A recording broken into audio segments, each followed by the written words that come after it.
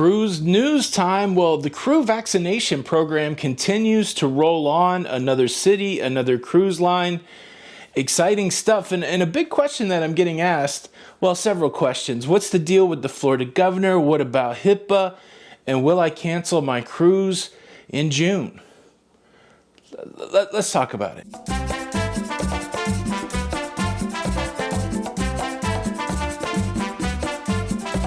Hey, what's up everybody? Welcome back to Lido Loca. I'm your host Tony, here with the latest cruise news updates.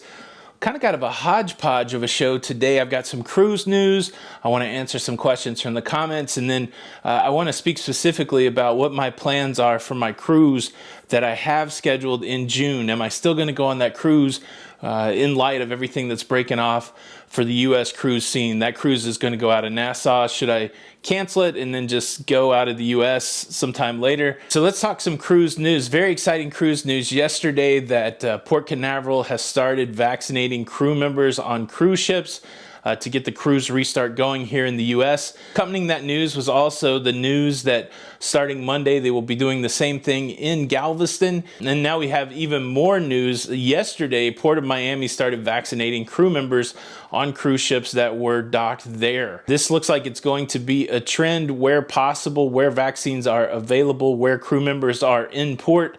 The ports are starting to give out vaccinations. And then on the heels of all of those ports providing vaccines for crew members, MSC has announced that it is instituting its own vaccination program for its crew members on the 10 cruise ships that it has set to sail this summer. And so MSC getting their hands on vaccines, they will be distributing those to their cruise ships, working toward having all of their crew members vaccinated on their cruise ships. So that's super exciting news about more crew members getting vaccinated. This is going to be a big component of getting cruising restarted in the U.S. in July. Next, let's move on to some questions that you had, particularly around HIPAA and also around what's going to happen in Florida if these cruise companies need to ask for vaccine status. Before we get there, let me take a quick second to invite you to subscribe to Lido Loca.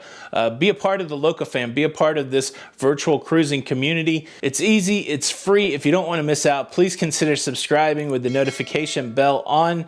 Thank you in advance. Vaccine still continues to be the big topic of the day, especially in the comments. A couple interesting questions yesterday. Asking for a vaccine before you go cruising, is that a violation of HIPAA? And this is one that I've kicked around for a while. I've done some research. I've looked at it many times. I don't think I've ever answered it. My understanding of HIPAA, and I'm certainly no expert about HIPAA, but what I understand is that HIPAA is primarily about patient privacy. And so if you voluntarily give your health information to an organization, think your doctor, think a hospital, really any organization where you voluntarily give your health information, there are rules around what they can do with that information. There are privacy rules, and HIPAA is designed to protect the privacy of the information that you have volunteered. So when it comes to a company asking you to volunteer your medical information, it's not a HIPAA violation, but that doesn't mean there won't be a challenge to the idea of a company asking for your vaccine status. It just means that it's probably not a HIPAA violation. Another question that's all over the place is now that we have the new guidance from the CDC, which says that if ships have a 98% vaccinated crew and a 95% vaccinated passenger base, they can skip the test cruises.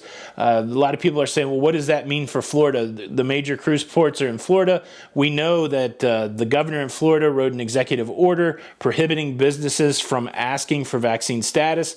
That order was actually codified in law by the legislature in Florida. So does that set up a showdown between the cruise lines and Florida? Potentially on paper, I would say yes. I have not seen any of the cruise lines. I haven't seen CLIA come out with any concerns about cruising from Florida. At the end of the day, I believe that that situation will be worked out. I don't know what that path is, but I'm not too worried about Florida. I believe that when cruising restarts and companies want to start cruising in Florida and part of their restart is determining whether their passengers are vaccinated, I really don't think that it's going to get hung up in Florida. Another interesting thing to note is that the CDC has not not mandating these vaccine guidelines. They are just putting it out there that if you want to follow these vaccine guidelines, you can start cruising sooner. And so the actual entity that will be determining someone's vaccine status is the private business, is the cruise line. And so there's a lot of conversation like, well, is there going to be a supremacy clause kick in because of federal organizations asking for a vaccine? That's just not happening. A federal organization not asking for a vaccine. The government has said time and time again they don't want to mandate vaccines, so they're pushing it down to the private business to actually ask and answer that question. And now the other hot question that I've been asked, now that there's a potential for cruising to restart in the U.S. in July, will I cancel my cruise that I have scheduled from the Nassau, Bahamas? Because I got to fly down to Nassau. We know that I'm not a big fan of flying. Will I cancel that cruise? Well, no, I won't cancel that cruise. It is 41 days until I cruise the Western Caribbean out of Nassau, and I tell you, I cannot be more excited. If cruising does restart in July, I will certainly try to get on one of those cruise ships, but I know for sure that this cruise is set to go in June. 41 days until I cruise. There are a couple interesting updates about that cruise that I would like to share with you. First, starting yesterday in the Bahamas, if you are fully vaccinated, you don't have to take a test to get into the country, and they have updated their website where you can put in your vaccine information. I find this to be very interesting. It's a web page where you put your name, where you got your vaccine, all the pertinent information, and you can do it right there online. Could this be a strategy that the cruise lines use to capture vaccine information without asking for it at the port? Could that be something that is used to say that business is not asking for the vaccine there in the state that they're operating?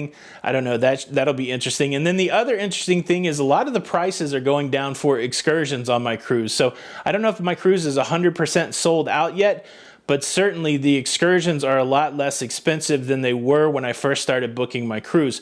So I've adjusted a few things. I got in on a great deal on the beach club at Coco Cay. I'm doing that a couple days, and it went down like $60. Originally one day at the beach club was $160. It dropped down to $106. And so there's some price movement. It's interesting. The pricing is going to be interesting going forward. Companies will always charge as much as the consumer will pay. And of course, the consumer wants to get as much value from a company at the lowest price. Basic supply and demand economics there. And so apparently there's more supply than demand on these excursions because the prices are going down. But yes, I've not wavered from my countdown of 41 days to go cruising. I'm so ready to fly to Nassau and get back on a cruise ship. But I'll throw that question over to you. If you know that cruising is restarting in July, in August in the U.S., would you still consider going to the Caribbean to start your cruise? Would you go to Nassau to start your cruise? Leave a comment below. Exciting times in cruising. We see progress moving forward. I can't wait to see what this next week holds. Thank you so much for watching the show today. Quick update, my mom is still doing great. Please show your support by hitting the like button. This is Tony with Lido Loca, and until the next time, we'll see you on the Lido. Bye.